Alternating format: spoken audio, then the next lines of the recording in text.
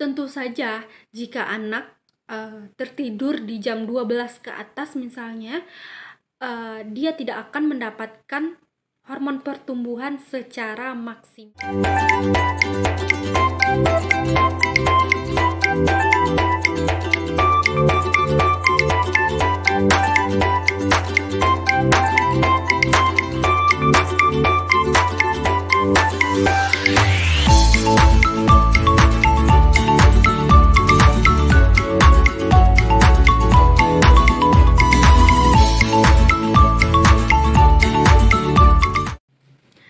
Assalamualaikum, selamat datang lagi di YouTube channelnya Keluarga Karim.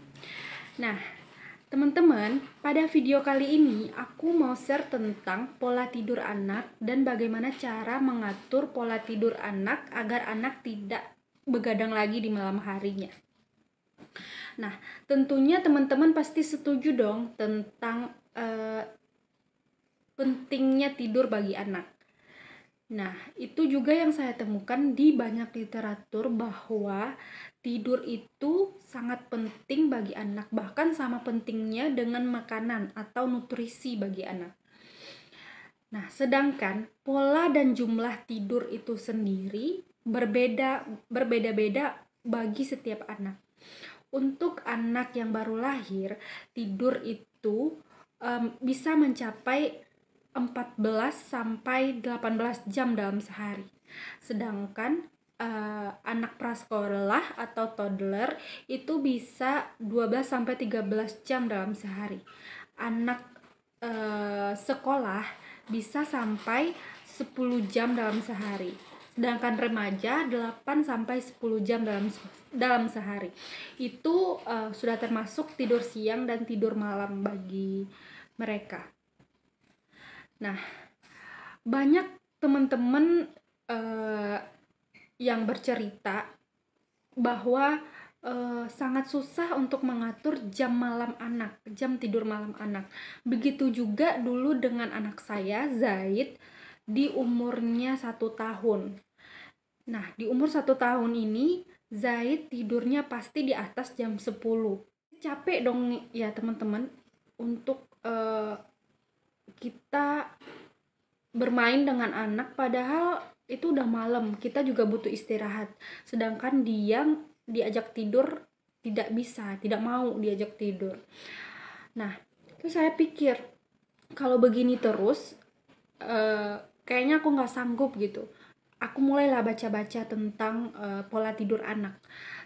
Ternyata tidur anak dan pola tidur anak itu harus dibiasakan teman-teman. Tidak bisa kita membiarkan anak semaunya untuk tidur gitu. Karena pada saat tidur itu terjadi pemulihan fisik, psikis, dan emosi bagi anak.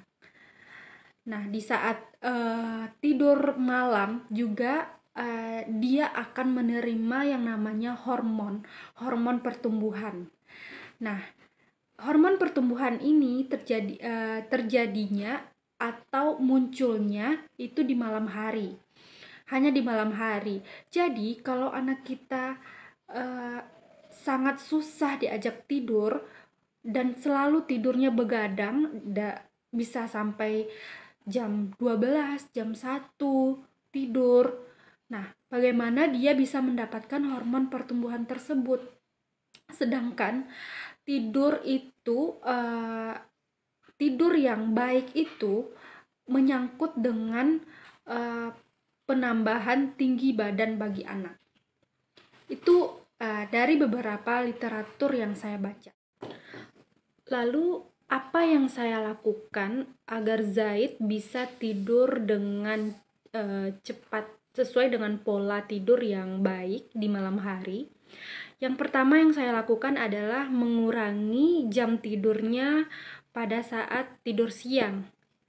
Jadi saya berusaha untuk tidak terlalu lama menidurkan Zaid di siang hari. Cukup 1 jam sampai 2 jam saja dalam sehari.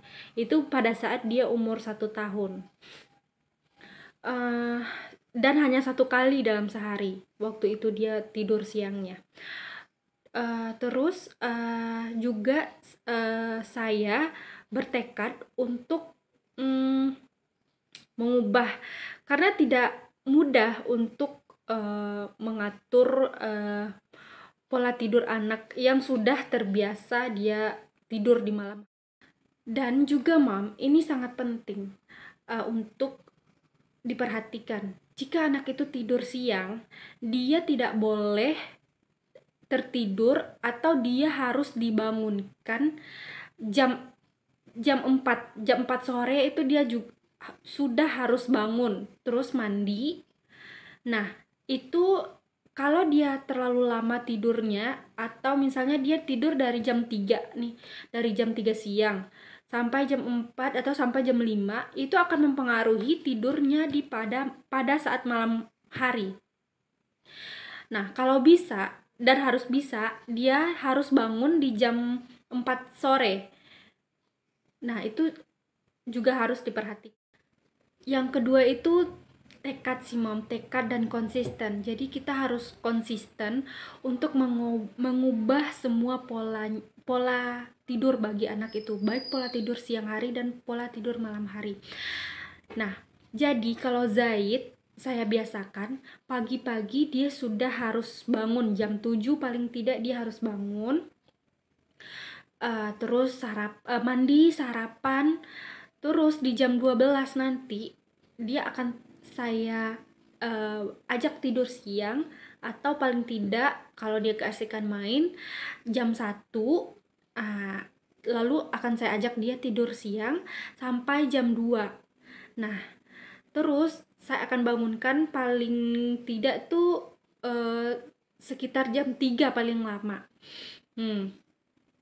Habis itu main sore, mandi, lalu di jam makan malam di jam 8.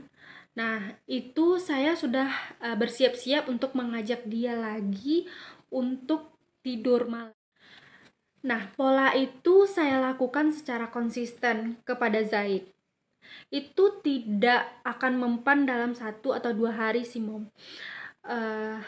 Itu paling tidak itu kita akan membutuhkan waktu selama 2 minggu menerapkan pola tersebut dengan konsisten. Nah, setelah itu baru dia akan terbiasa atau dia akan mengikuti pola itu. Yang ketiga itu kompak. Jadi tidak bisa hanya kita berdua dengan anak saja atau dengan suami saja yang kompak, tapi dengan seisi rumah. Misalnya di dalam rumah itu ada kakek atau neneknya, atau ada tantenya. Kita harus kompak dengan semua orang, karena misalnya kita udah masuk ke kamar, kita ajak dia masuk kamar, tetapi kegiatan masih ada di luar gitu. Masih ada yang nyalain TV, lampu masih hidup. Nah, otomatis anak akan keluar lagi, dia akan main lagi, dia akan nonton TV lagi. Yang keempat ini kita harus tegas sih teman-teman, karena di sini ketika kita mengajak anak masuk ke kamar, otomatis dia tidak akan otomatis untuk langsung tidur, karena dia sudah terbiasa untuk tidur di malam hari. Nah, disinilah letaknya apakah kita akan memfasilitasi dia untuk tetap terbangun atau tidak. Nah, pada saat itu Zaid di umur 1 tahun, dia masih ASI. Nah, setelah saya kasih dia ASI, terus saya sudah pura-pura tidur aja. Kalau dia manggil, aku cuma iya nak, udah gitu aja. Tapi mataku tetap terpejam. Nah, artinya itu aku nggak meladeni dia untuk bermain. Nah, teman-teman, mengapa saya sangat peduli tentang pola tidur anak? Karena tidur anak di malam hari ini berkaitan dengan hormon pertumbuhan. Hormon pertumbuhan ini akan berkaitan dengan tinggi anak atau panjang badan anak.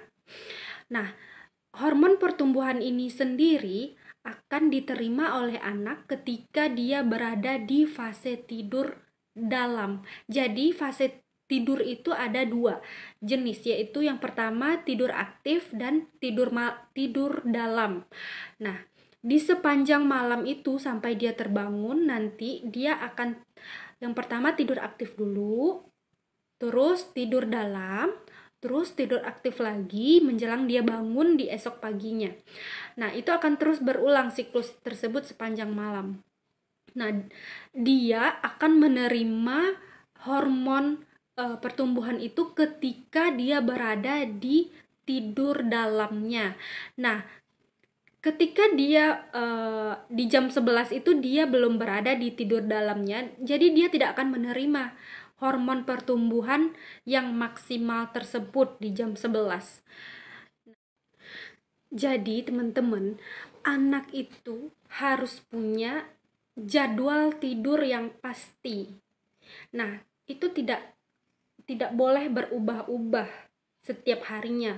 Mau itu weekend, dia sedang libur sekolah, atau di hari-hari sekolah, itu tidak boleh berubah karena itu akan mempengaruhi nantinya kalau polanya berubah.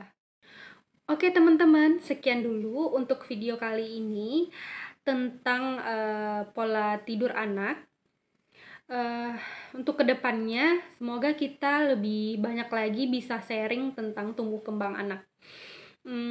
Saya tunggu komentar dari teman-teman semua, cerita sharing tentang gimana pola tidur anaknya, apakah sudah pinter tidurnya, terus apakah anaknya nggak rewel, karena misalnya kurang tidur, rewel, ya kan teman-teman, kalau kurang tidur itu pasti anaknya cranky, rewel gitu. Jadi silahkan teman-teman, bagi yang mau sharing, silahkan sharing di kolom komentar, nanti insya Allah akan saya balas satu-satu. Oke, terima kasih, bye-bye, assalamualaikum.